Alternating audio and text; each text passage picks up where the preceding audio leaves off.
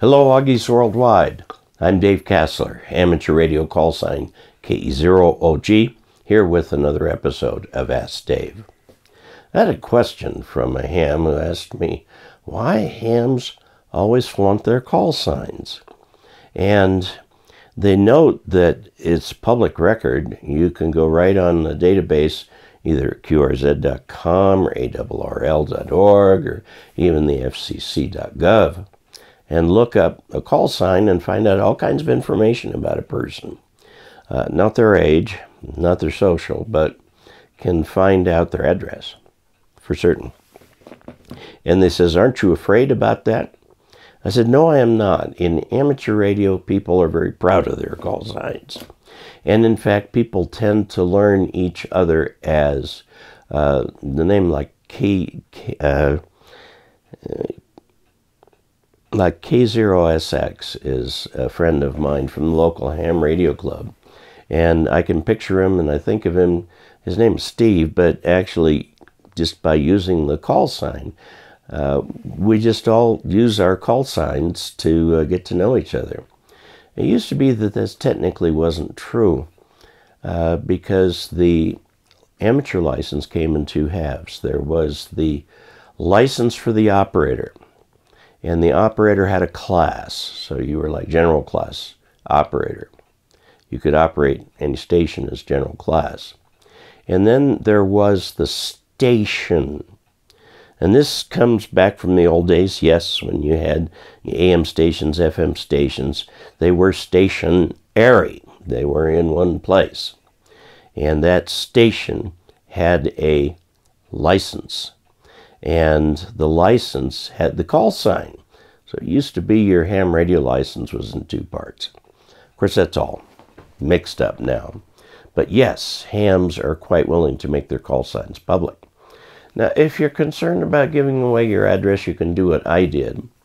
I did not do this so much as for maintaining privacy of my location from hams, but it turns out I have a P.O. box, and the P.O. box is a good place to send anything ham related to me, so I still maintain a modicum of privacy about where I live. By the way, people who think they have privacy, do a little research. You don't.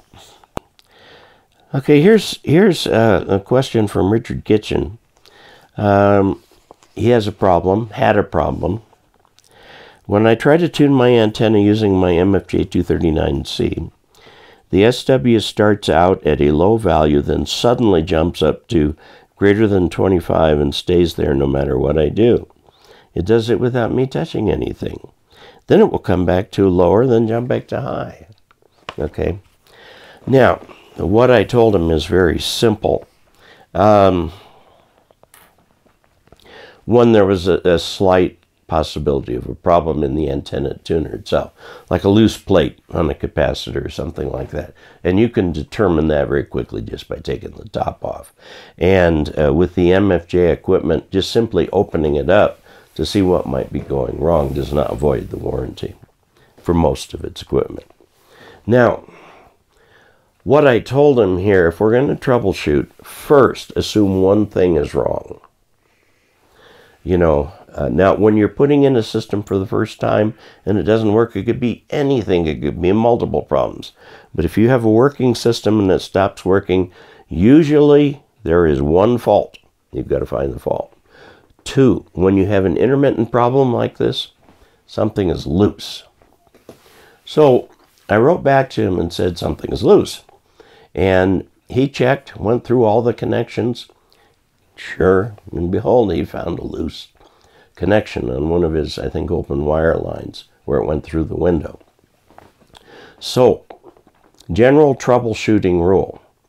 If something breaks, it's usually one thing. So try and find one thing. You move cables around with your hands and so on, and see what might be doing it. Second, intermittent problems. Check to see if there might be something that is loose. It would show up, in this case, also on a separate SWR bridge or whatever. Again, just moving things around. So there you go. A couple free rules for you. If you'd like to help support this channel, deekasler.com/support. And until we next meet, 73.